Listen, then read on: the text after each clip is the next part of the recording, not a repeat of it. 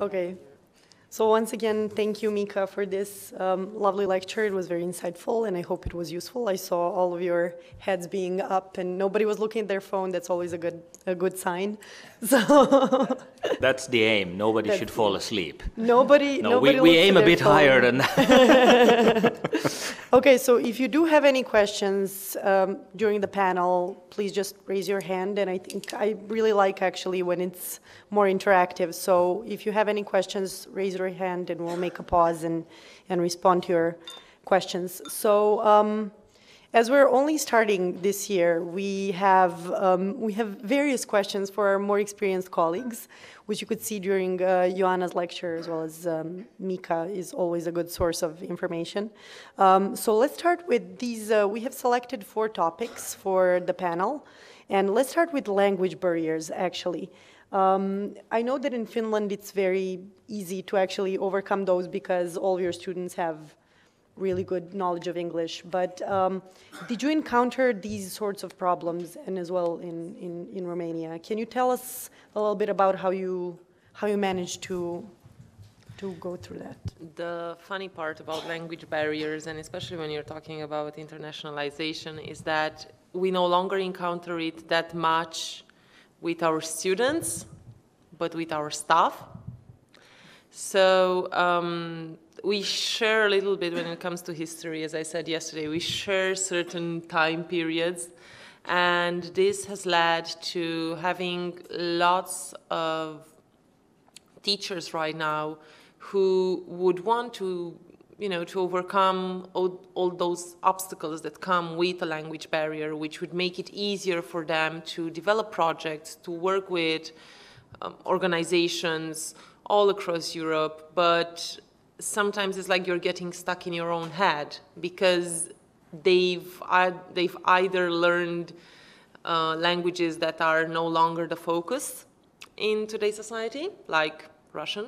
I mean, it is a useful language, but most European countries rely on English when they talk about the language used in a project, and this makes it difficult for teachers.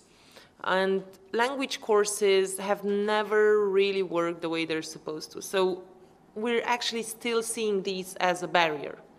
However, people are extremely flexible, I would say, and you might find a partner where you talk more with your hands than you do with your mouth, but in time they find common ground. So I think the language barrier is mostly a false barrier. It can be easily overcome. And since we are talking about globalization and we were talking about apps, most of our teachers have started using said apps on their smartphones, iPads, whatever is available to improve their language skills. And for students, English is a must and it's mandatory. Like most Romanian students will speak English. But other languages, that's where we encounter the barrier. And we hope that going further, this will be an obstacle that gets smaller and smaller and smaller by the day.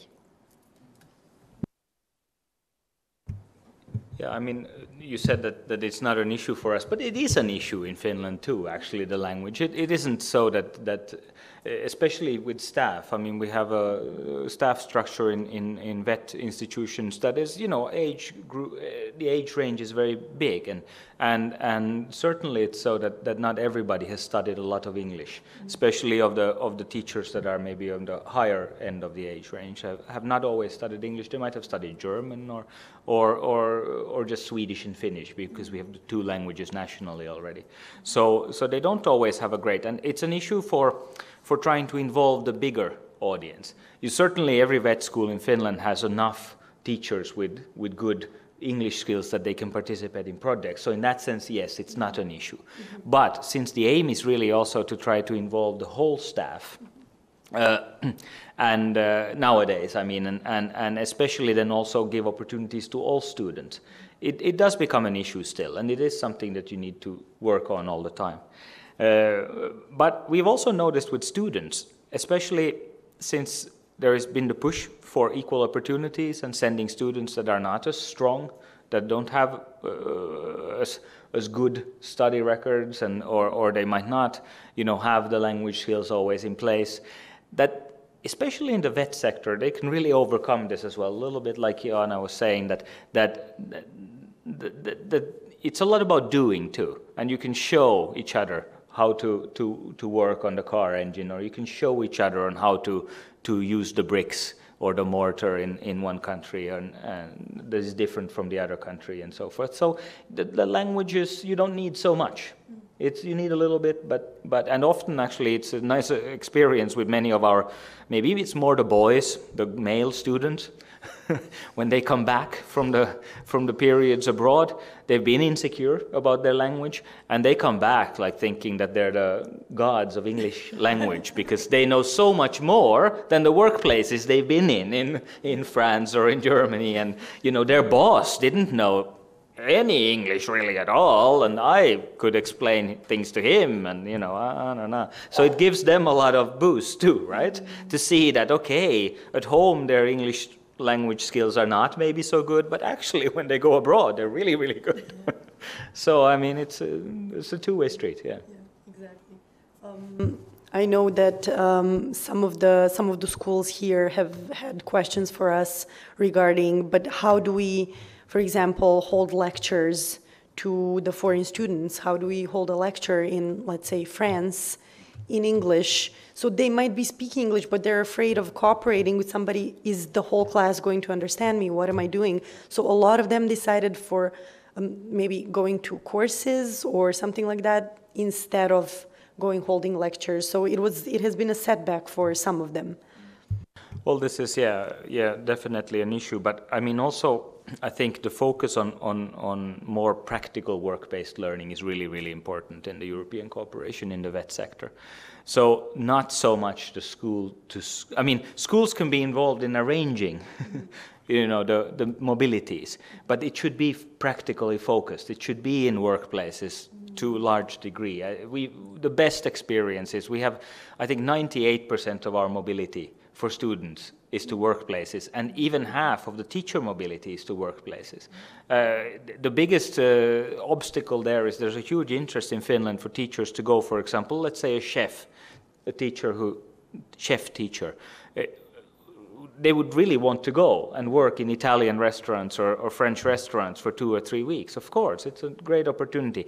It's just usually the employer or the school is the problem, because you need to make arrangements and they still need to pay wages for all of that. And so the numbers are not as high as everybody would maybe wish because of the practical limitations. But the practical learning, I think, it is really the key to good quality mobility experience. So as much as possible, be it in a real workplace or be it in a school, but less lectures, less formal learning, less talk, exactly. Because it really is. Yeah, I would just like to add that when you're thinking about teachers, most of you will always think about that environment that's safe, a classroom usually, maybe a lab if it comes to that. But as Mika already said, teaching is moving out of that enclosed environment. And the thing that happens is, and you will notice this, is you should be part of an institution, and your institution should think about things going further, like, have a strategy, because that's what we're talking about, and we've been talking about, and develop something where you can sort of meet the future head on and not be afraid of it. And language barriers scare people because we tell them that they're barriers. But as Mika pointed out, they're opportunities. They're opportunities to transmit information in another way. And if you're going to do things practically, people will respond better. I just wonder how many of you, when they teach, notice that children or students or whatever pupils you have respond better when what they're doing is entertaining, is in one way or another moving, engaging, and then have the other side when you're just writing on the blackboard. So don't be afraid of going on teaching mobilities, because you don't necessarily need to teach by just writing on a blackboard. You can basically teach by doing, by showing people how to do things. Language is only a barrier if you let it. Thank you. It's actually interesting because we had a lot of comments of the people from schools not being able to engage their colleagues. So you would have maybe like 2 people from the entire school being interested in writing a project and participating because their colleagues are too afraid. But I don't think that that is actually a bad start, because if you have 2 people this year, maybe next year you will have 10 when they see how good and how good of results they achieve. So I don't know if that's your experience, but...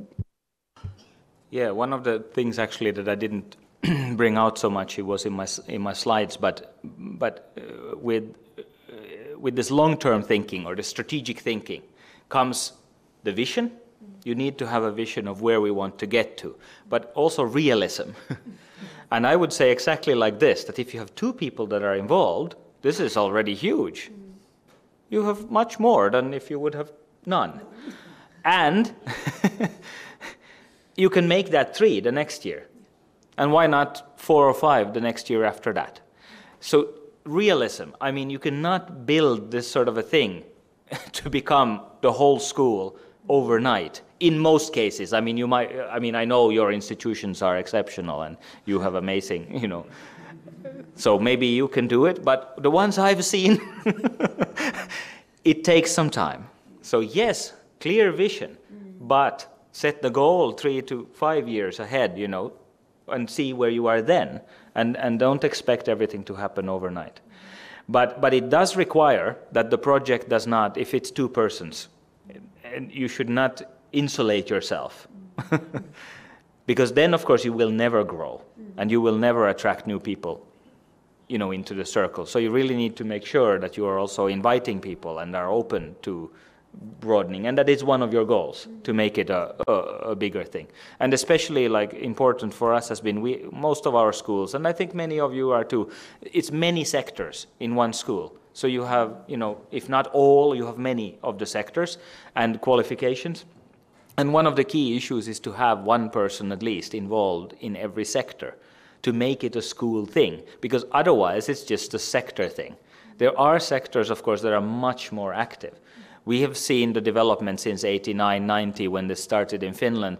For example, the naturally international tourism or trade, these sort of sectors, yes, international business, I mean, they're naturally inclined to be involved. Social and healthcare has been super active in Finland. This has maybe to do just with the sector in itself being so eager to always develop and find out new things, I don't know. But so there are some sectors that have gone ahead of others. But one of the biggest issues definitely have been to also make it broad, so that it's not just the top sectors, but that everybody comes along. And it's not away from the others, you cooperate and you do it together, and you can make a stronger institution, but really to get teachers from different sectors involved.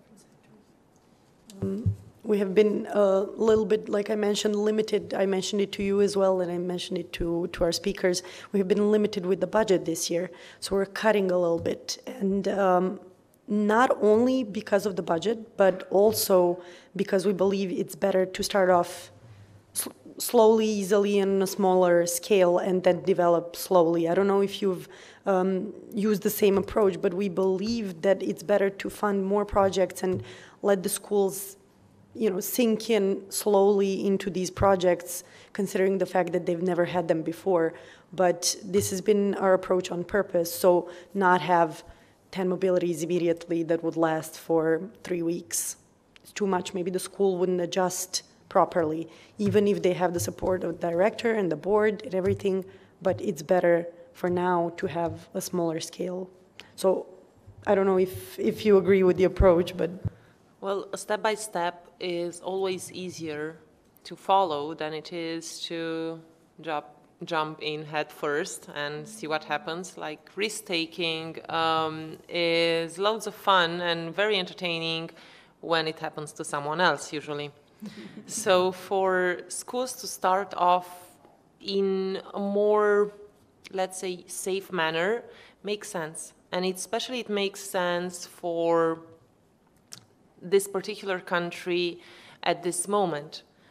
But it's only because you haven't had the necessary examples. Like, this sort of a meeting offers you examples, offers you the possibility to meet people that have been part of projects that maybe have been a bit larger, and that could help you, if you keep in contact, and guide you to develop your projects, to develop your approach, to identify risks when you want to carry out the projects, to be able to build up contingency plans. All those things can only happen if you have examples. And in turn, once you have had those examples, once you've gone through a project and you're slowly building up to something bigger, you in turn will become examples for, let's say, representatives of other schools in Serbia. This is an approach that was used in most European countries, I'd say, when the program began. It's difficult to see how things would be going on in Romania right now if we hadn't had the previous project, the previous program and the program before that and all that. But seeing the way things are moving, seeing the finances that are available, I think for all schools, a safer approach, or I wouldn't necessarily call it safer, because it is extremely brave to start a project, to be the first one in your country to submit a project on something you've never ever seen, you haven't worked on, you have no idea what exactly it's supposed to do, and just then hope and nurture those benefits that come out of it. So maybe it's the wrong word to say safe, but when I say a safe approach, I mean something that gives you a sense of certainty. This is what I actually mean. It gives you a sense of certainty. So if you start off with that sense of certainty and you build on it, you will become stronger as an organization. Could we hear maybe there's some very experienced mobility and project promoters in the room. Could we hear some experiences maybe, how it has been to build the activities over the years? Because it goes a little bit up and down too, I think. It's not always like a sort of straight line into the beautiful future, right? We like to imagine that it is. We do. But it would be really nice if somebody could share a little bit of their experience of how it has been to build the activities. Is there anybody that has, or share their experiences about their views and their vision for how to do it in the future? What is your dream for your own school or your own institution? We all have some dreams still when we do this crazy work. That's the incentive. Is there anybody who would like to take the floor? I think we have No? some Well, participants. if not, then- Yeah, I mean, we don't want to force you or anything, but we do have participants from abroad who we hoped would bring their knowledge and share their knowledge with our participants who are only just starting. But I think you have exchanged experiences enough during the workshops, and we really do hope that you inspired each other and maybe build some partnerships. Like we said, strategic partnerships are just that, partnerships, and they're not supposed to be we're just learning or taking something from somebody else. You're partners, you're both building something. But if somebody's ahead of you, it's still okay. Somebody will always be a little bit ahead of you. So it's fine to have more experienced partners, but as well they have to be on the same route, I would say. So as for the, we just wrote down differences in school calendars, but I would make this a little bit broader. How do you advise your participants to overcome the organizational issues? So if somebody has a completely different calendar and they haven't predicted in advance, it's already hard enough to find a partner, to find a suitable partner. And then you encounter all of these limitations that you haven't planned out in advance, and I'm sure an experienced project planner even has all of these things that just come up at the last moment, and I'm sure it's going to happen. We already have some of the projects who are changing the dates and oh, but we haven't seen this coming, and of course you can never see everything coming. So how do you advise them to in advance sort of predict these? Yeah, this is one of these dilemmas also of course, the process that we have in place for the program. You need to be able to present quite detailed, or at least, they need to look very reliable, the plans you're presenting in your application and in your proposal. And sometimes they are a bit too detailed from this point of view.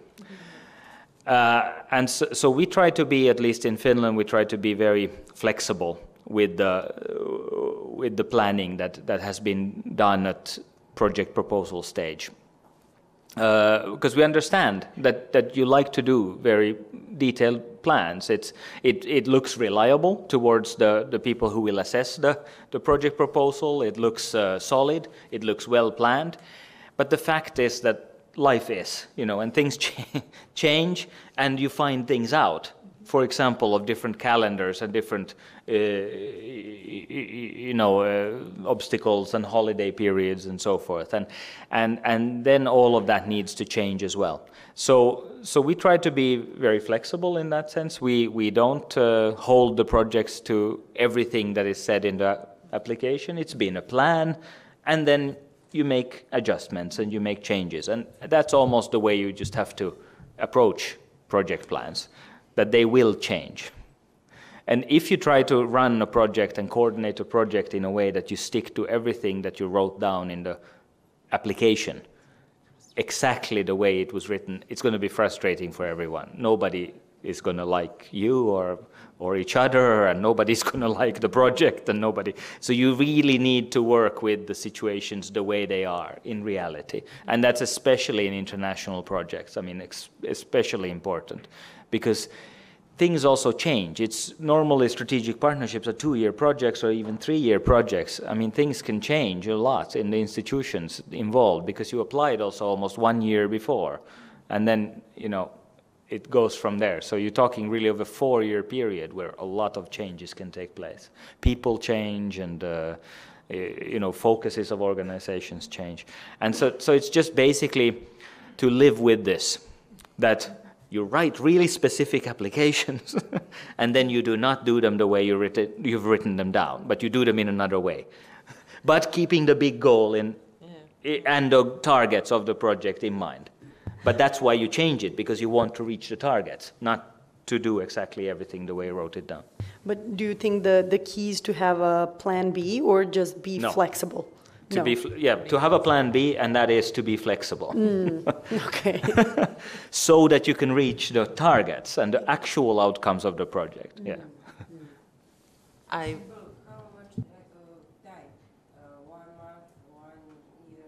How much flexible? Oh, no, yeah. Well, this is another thing. I mean flexible in what you do in the period. You're talking of flexibility as in more time. Well, that's another kind of flexibility. Yeah. Can we do these activities to June, July? This is something you have to negotiate with your own national agency always. So yes, there is flexibility in the projects, less in the mobility projects and more in the strategic partnerships. You can even apply for an extension, of the project in strategic partnerships. So there is, but you need to negotiate it with your own national agency. So it depends from country to country, maybe a little bit. And so this is a part of how to do it, that you need to think flexibly, but then how it's often that you negotiate it with your own national agency. So this is important as well, yeah. Well, I would just like to add, especially for K1 projects, and again, this is something you need to discuss with your own NAs. I can give you a little bit of insight in how we see matters. It has become a lot more flexible. Just trust me when I say the previous program was not this flexible with travel days for K1. It is. In Finland it was. Well, in Finland it always was. The thing is, you need to allow yourself, to give yourself time. And when you start breaking down your project calendar, and you will start breaking it down, do not mash things all together and decide you're going to do everything super fast and it's going to work and you're going to train your pupils before they go and you're going to do at the same time all your learning agreements and you'll draw up. Things don't work that way because, as Mika said, life happens. And give yourself time. Do not hurry a project. Don't hurry it. But be realistic. You will probably be working with a team, and if not working with a team, at least with 2 more people. Take them into account. Even when you're writing the project, do that. Take them into account. Try to draw up a plan that you will most likely not follow through exactly as you wrote it down, but try to write it in a manner that's flexible enough from the beginning. And the easiest thing you can do is just not to put everything together at the same time. Right? Give it time, especially for newcomers. Don't think, oh, I'm going to have a 1-year project and it's going to be tremendous. I'm going to be done in 1 year, but I'll have 30 mobilities and they're all going to run smoothly. No. Be realistic. What do you know? Have you done it before? Can you focus on everything you're supposed to do? Have you already thought really well about the people you will be selecting? Will you be having enough time to prepare them all? At the same time, you have a project that's supposed, I like to think of projects as sort of babies. Like parents, when they're proud of their babies, you have pictures all over Facebook. Everything is happening really fast, and you want everything to know about it. Everyone and everything to know about it. Well, that's great. The same thing is for a project. You're not going to hurry your kid to start walking. No, you're going to take it slow. So do that. And as an NA, we support our beneficiaries when, for example, they say, okay, we wanted to go on the mobility in April. Unfortunately, God knows what happens. Our receiving organization has changed management. They don't know exactly when they're going to fit us, and they say we can go 2 months later, or we need to go 1 month before that. Like, we know it's going to change, and then we need to think about it. Well, we allow that, but only if you are ready. Only if you've had enough time for everything else. So, it's not really that we allow it, because it's something that if you do, don't worry, we're going to get to it once you get to the final report, and we're going to see exactly what you did. And if you did poorly, well, shucks. That's the way it is. But you have to be true to yourself. And I think it actually hinges on communication. Communicate with your partners, communicate with each other within your organization, communicate with management, and definitely communicate with your NA. Yeah. A quick point, Stella. I think it's really important to remember that it does differ between the countries. I mean, we have the common rules, but then some countries, I think, want to be more involved in deciding on changes in the projects, and some countries stick to the more or less the contract, which allows for quite a lot of flexibility without being in contact with the NA. But you really need to know what your NA requires. So per country, the rules differ. I mean, some countries are a bit more strict maybe than the contract requires, let's put it that way. And for totally understandable reasons, and that's fine. And so every country needs to have their own approach to this. But in Finland, we very much stick to the absolute basics of the contract. We don't require anything more. So a lot of these changes that you're talking about, for example, you don't need to apply for or any, they just happen in the projects normally. Just let you know. Yeah, they will let us know, and that's, yeah. So, but I mean, this differs between the countries. For us, it's just that they let us know because they want to make certain that going forward, it's not something that you're mandated to do, because you might do it and it might work out fine. Yeah, but we try to build this communication and this channel of speaking to each other, because something that I don't know if it happens in most countries, but in our country, management and people involved in projects change fairly often. Yeah.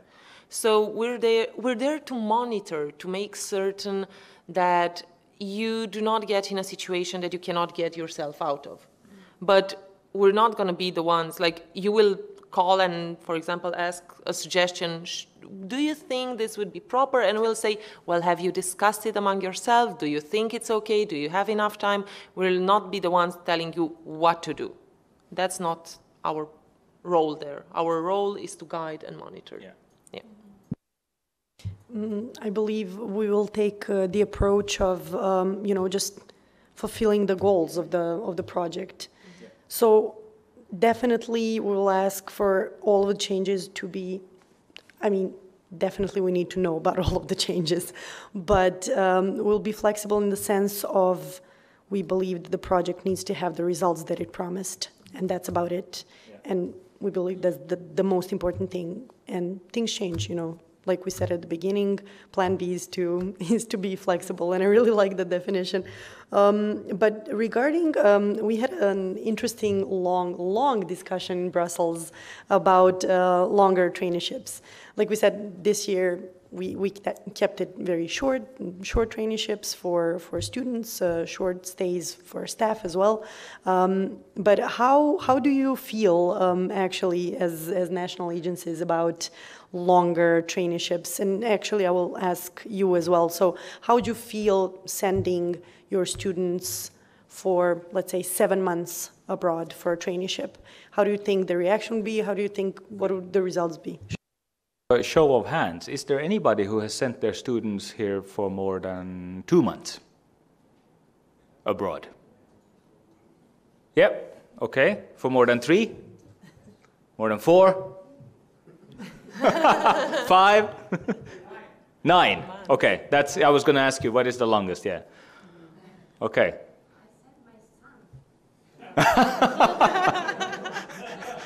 You like him or you don't? It can be both.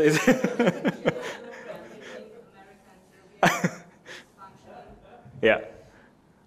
What is okay, that's the longest 9. And what is the shortest? Has anybody sent for 0? Well, according to the program, it's 12 days. Yeah, so 12 days, maybe many have done that, or sort of like just 2 weeks, yeah. Yeah. Would you? No, I was just wondering if you think your school would be able to handle sending students for, let's say, longer than 6 months. How would you arrange that? Would you, as teachers, feel like that's something useful for them? Or would you feel like they're, losing track with their education in general, the way it's planned in your country? How do you feel that would benefit them in their future careers? Let's see hands of those, because nobody wants to speak. Let's see hands of those who would send their, as vet teachers, not as parents or aunts, but actually as vet teachers, how would you think your vet students would benefit from mobility that would be more than 6 months, let's say? Do you think that's a good thing? So whoever thinks it's a good thing, I wanna see hands. Okay, why? Now I tricked you into you have to say why. And there's a microphone and somebody needs to take it. Why do you think that would be a good thing for them? Yeah. Hello. First of all, the students will speak the English or another language much better than usually. And there is a new experience to introduce the culture, the people in abroad. And I think when the students travel more than usually to introduce with another culture, with the job in abroad, how they are working that job in abroad, they start thinking on a different way. They will get much more options in the future to solve the same problem. Maybe they will see and find the solution for the problem in abroad. And not only the students, it's the same for the teacher. obviously, because all the time you need to looking forward to introduce the different methods for the job, for the future, and technology going on all the time, and we need to stay on the same path to follow the technology in abroad. Of course, we are living in Serbia, and the technology in Serbia for many jobs is on a very low level, and we tried the majority of the people who want to move forward. We need to watching what's going on in the rest of the world. So for the students, for me, I think the best solution to learning much better English will be much better, and way how they will thinking in the future, what they have at home, and what they can to do in the future. Of course, for the practice, obviously, for the practice is very nice to working with another people in the world. Yeah, thank you. Thank you so much. And so those are really valid points, I believe. But we saw a lot of hands just being put down. And so can we hear another opinion? Why do you think it would be not such a good thing to send students abroad for a longer period of time? Like I said, this was a really long discussion in Brussels, not only this year, but last year as well. So there are different opinions. So if you do think that maybe it wouldn't benefit them that much, can we hear at least one opinion why you think that would be? Sure, go on. I think our law in Serbia explains that the child who doesn't attend school for more than 6 months or one classification period cannot be evaluated. So that child, after the 6-month period absence, would have to take a special exam. I see that as a problem. Thank you. I am Ivan. Thank you. Yes, it would require a special legal framework. I don't know if you've had anything similar, but we would definitely have to adjust. So even with these short-term mobilities, we had to cooperate with the ministry for them to be able to stand behind the project. But just so you know, the ministry knows about the projects, and we should have soon the official decision. So it would have to be on a higher instance. It would have to be sold on a higher instance. But yes, definitely, if there is a special exam, maybe there would be less interest from the students, or it's a good point, for sure. So yeah, let's hear what you think, or if you had similar obstacles. I was actually thinking of the following thing. It's true that we have different legal frameworks. It's true that we have different systems of education. But maybe one of the biggest problems we've been facing when it comes to longer mobilities is that, in our case, mobilities have to follow a path. And that path is the path of the training curricula. And when I say training, and I'm not saying teaching, is because they only have a certain number of hours per semester for VET pupils to do their training. And sometimes that number of hours altogether does not make up even a month of working life. So that's one issue. The second issue relates to parents and families. They're very reluctant to send their children who are underage abroad for a period that's longer than, let's say, a month, maybe 2, because we've had like 2 or 3 projects of that.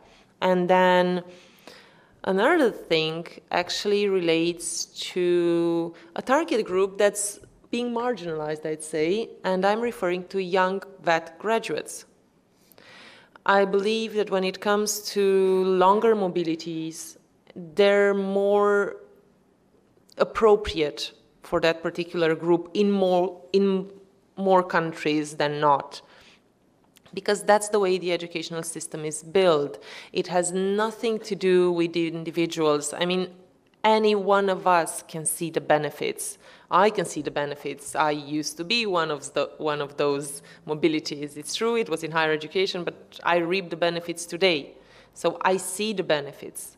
And I believe parents also do that. But some educational systems have difficulties dealing with how to insert what Erasmus Pro wants and how to make it in such a way that it does not disrupt the educational life of their students. So I understand that.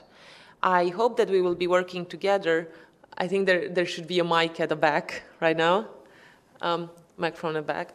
We should be working together, and maybe alongside beneficiaries and ministries or national bodies in charge of education, we can come to an agreement. But this is, again, in its early stages. We hope it'll catch up and, you know, develop further on.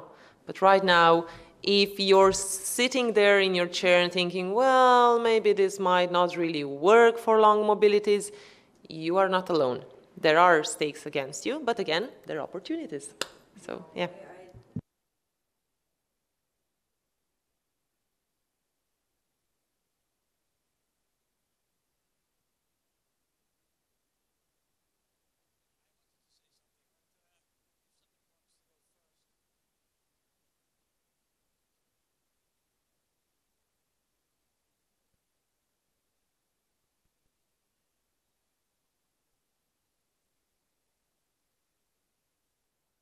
The curriculum.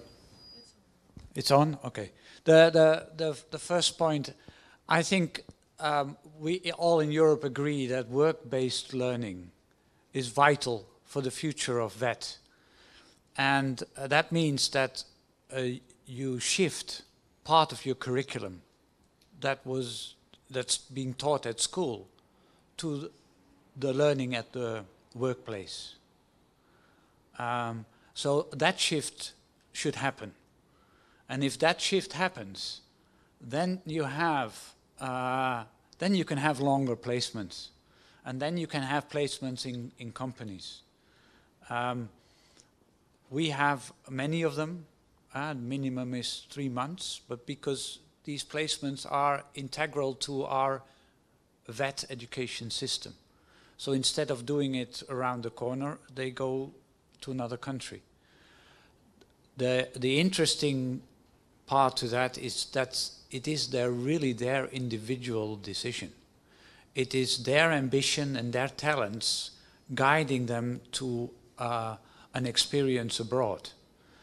And I think that is how we learn from higher education, but I also think that our students deserve this right. This is not something just for higher education, it's also something for our VET students, and it gives them many opportunities, but it's their individual choice if they want to do it or not. So yeah, I'm very much in favor of these long-term things, yes. Now somebody else?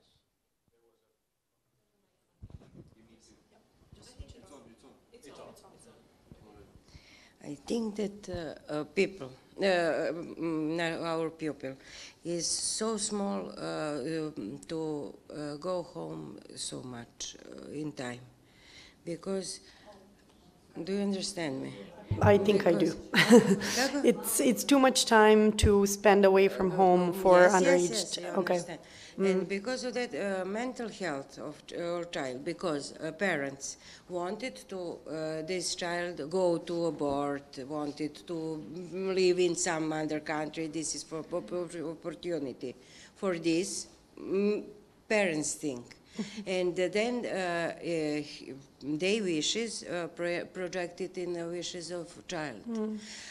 But I think that the pupil is mental, not stable in this time from when we work with it, that they Da, samo donosi odluke, kaži mi kako se kaže. To make their own decisions. Or decision, Not yes. mentally stable, that's a bit, okay. No stable, no mentally stable, That's a not bit problematic. mentally, ne stable, nego nije dovoljno zreo. Right, Ne right, they're not stabilan, mature nego enough zreo. they're not mature enough to bring that, to make that decision. That's, yeah, sure. Yeah, I mean, there's different, very, very different cultures, I think, in Europe around this. Because, I mean, in many countries, I think you often leave home to go to vet school as well. So this is one of the big divisional things, that do you live at home and go to vet school or vet training, or do you already anyways have to leave your home and live somewhere else? I mean, so this is already one of these, and it differs in countries, it differs in regions. So and then if you've already done that you leave home, then maybe the step to go abroad for a long period that isn't so big either, because you've already left the security of your own home. So this is already one of these decisive things. Then the other thing is, of course, that students in vet programs in Europe are of different age when they are in the programs. Some programs start already when you're 14 or 15, some start when you're 16, 17, but some even start when you're maybe more 17, 18, and then you're already an adult in most of our countries, and you're an 18. So, I mean, programs are different and situations are different in our countries, and we just need to know that as well. But I have to say that the situation in the Netherlands, which you heard from the back, and Finland is very, very similar in the sense that our vet programs are also very focused on the learning outcomes, not the time spent at school, not the time spent with the teacher, but what the student knows and has learned. And you can pick that learning up anywhere. You can have the skills already when you come to school, and they will be recognized for you. Then your schooling is shorter, and the training periods are shorter.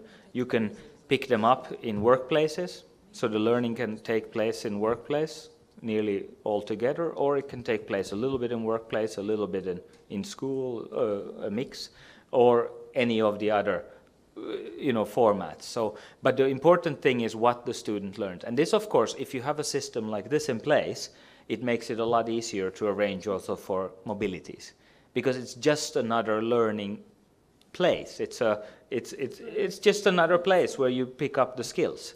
It could just as well be the company that is next to the school, or it can be the company in Germany, or it can be the company in Serbia where you go to learn. The important thing is what you have learned, and then the assessment of that learning. And so we focus a lot on defining the learning outcomes for the mobility period. What should the student learn? And that you need to negotiate with the workplace where the student goes, of course. What can they learn in that workplace? And then the assessment of that, so that the student will be properly assessed. And often it can be done by the employer, but sometimes you need help also from the school. They use Skype, or they even go to assess the student in the workplace. But the important thing is, what has the student learned, and have they achieved the learning outcomes? And if they have not been able to achieve all the learning outcomes during their period, they can maybe make up for that at home then in one way or another, by going on another period in another company, or by some classes.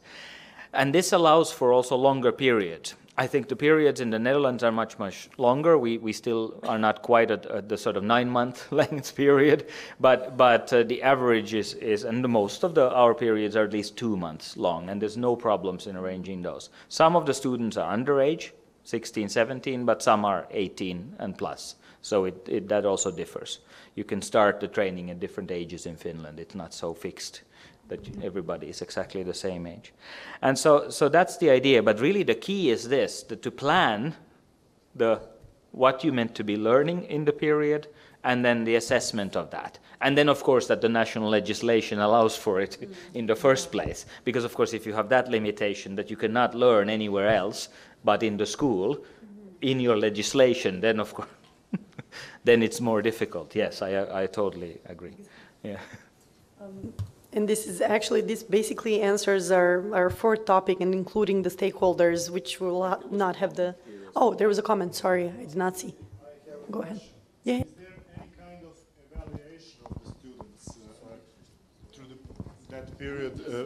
before they went to mobility project. Yes, that was what I meant with the assessment, but evaluation, assessment. Professional evaluation. Yes, professional evaluation of the actual learning outcomes.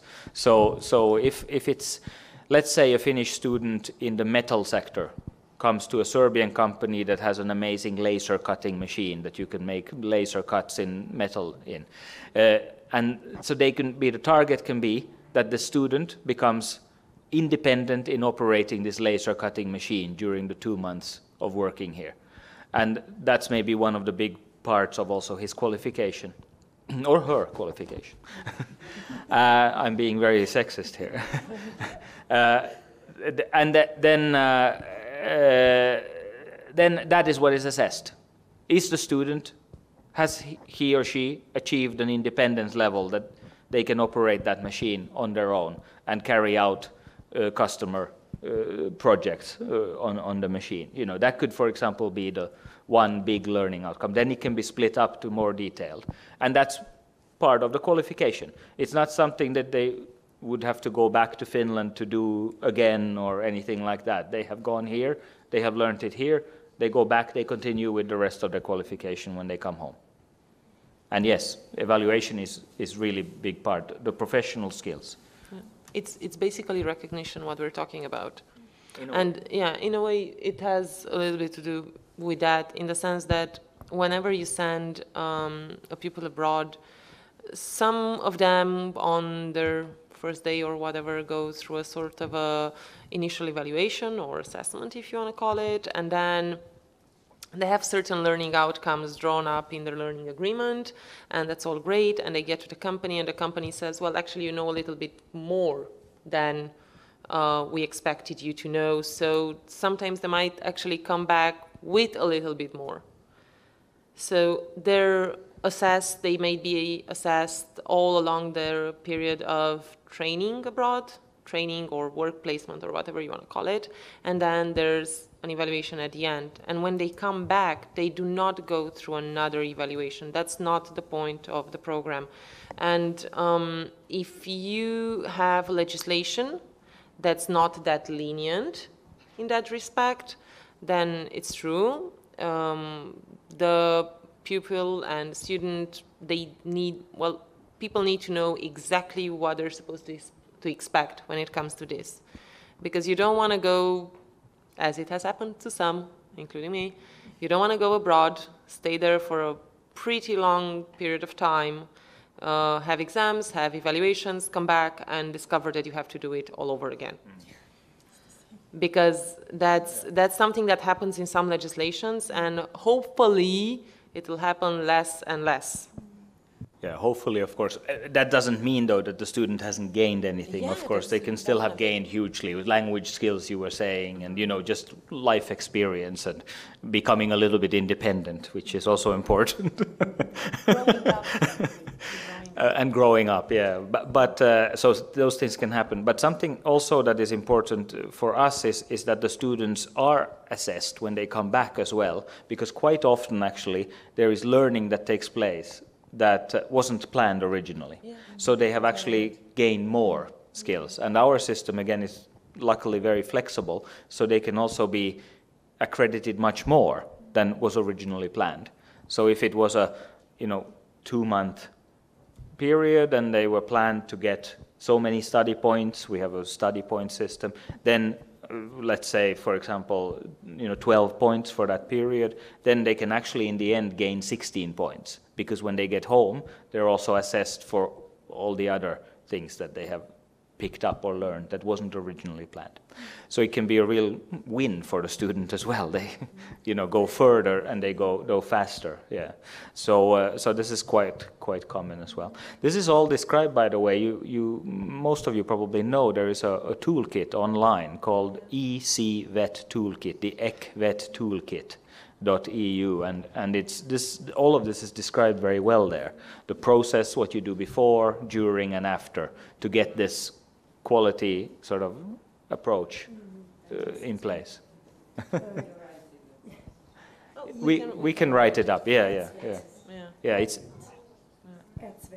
Yeah, it's pronounced differently in different countries, but the ECVET, ECVET toolkit, and if you Google it, you can find it as well. And just so you know, there are things coming up again and again in ECVET because there's a group, they're still working, and well, they rely on, let's say, study points on trust, and even if and I think I said this yesterday as well, if your country does not have ECVET yet, you have a lot to learn, and from the model, you have a lot to learn from the model and gain from it. So check it out.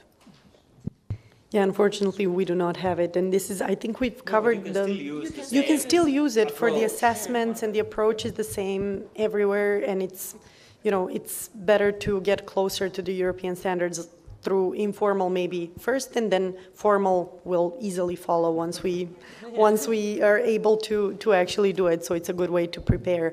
And I think we've actually covered our fourth point, which is how to involve all the stakeholders, which is the role, you know, of themselves first of all, and then our role as well. And then hopefully through your projects, you can also involve the stakeholders and, you know, show all of the benefits that this could lead to. So if we hear about, you know, the Finnish system and the flexibility and such an individual approach, it is completely different from what we have here.